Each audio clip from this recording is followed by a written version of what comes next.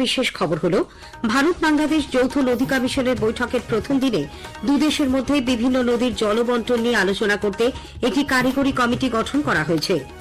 দেশ জুড়ে অভিন্ন ভোটার পরিচয়পত্রের দাবিতে তৃণমূল কংগ্রেস আজ রাজ্যের মুখ্য নির্বাচনী আধিকারিকের দপ্তরে স্মারকলিপি দিয়েছে। ভোটার তালিকা গড়মিলের অভিযোগ সরেজমিনে খতিয়ে দেখতে গঠিত তৃণমূল কংগ্রেসের রাজ্য স্তরের কোর কমিটি আজ প্রথম বৈঠকে বসে।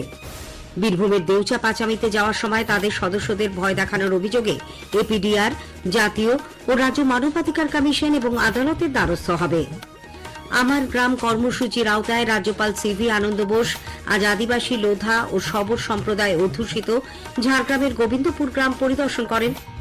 কলকাতা হাইকোর্টের নির্দেশে প্রেক্ষিতে হত ছাত্র ইন্দ্রানুজ রায়ের অভিযোগের ভিত্তিতে যাদবপুর থানা এফআইআর জমা নিয়েছে। আবার পড়ছি, কলকাতা হাইকোর্টের নির্দেশের প্রেক্ষিতে আহত ছাত্র ইন্দ্রানুজ রায়ের অভিযোগের ভিত্তিতে যাদবপুর থানা এফআইআর জমা নিয়েছে। আলিপুরদুয়ারের রাজাভাত খাওয়ায় কুনকি হাতির আক্রমণে এক রেল কর্মীর মৃত্যু। আসছে বিস্তারিত খবরে। ভারত বাংলাদেশ যৌথ নদী কমিশনের ৮৬তম বৈঠকের আজ ছিল প্রথম দিন।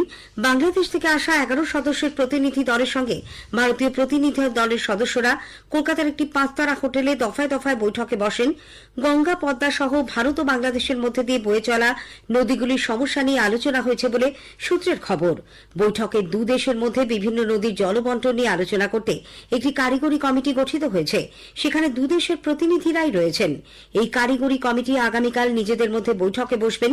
সেখানেই জল বন্টন ইস্যুতে নিজেদের সুপারিশ তৈরি করে নিজেদের দেশের সরকারের কাছে জমা দেবেন। কমিটির সুপারিশের ভিত্তিতেই আগামী ৩ মাসের মধ্যে গঙ্গার জল বন্টন চুক্তির ভবিষ্যৎ নির্ধারণ হবে।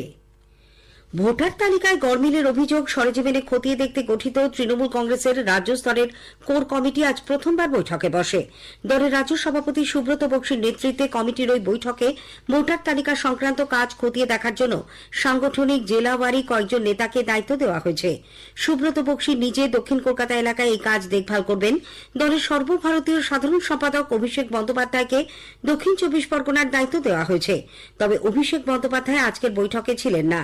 আগামী ১৫ই মার্চ এক ভার্চুয়াল বৈঠকে তিনি কোর কমিটির সদস্যদের সঙ্গে আলোচনায় বসবেন।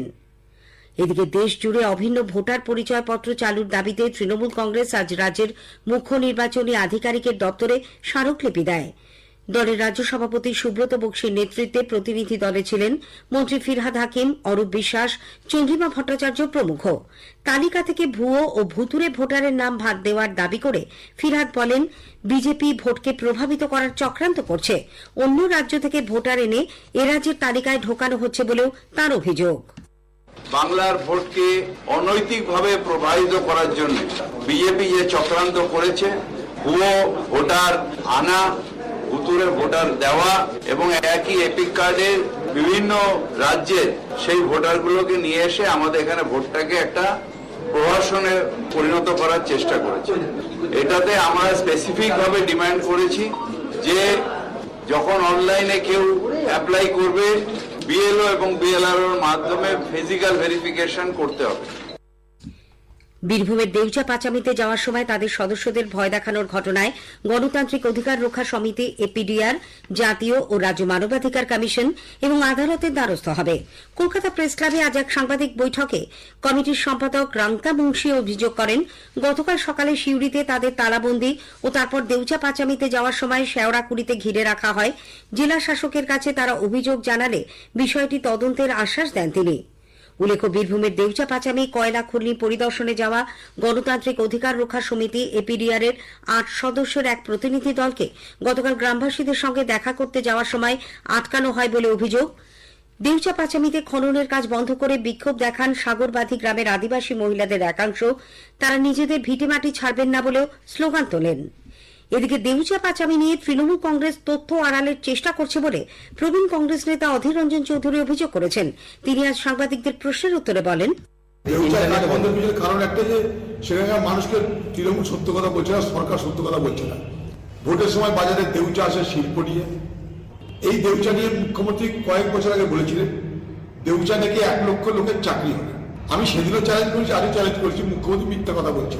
প্রথম কথা, দেউচা যে প্রকল্প, সেই প্রকল্প বাস্তবে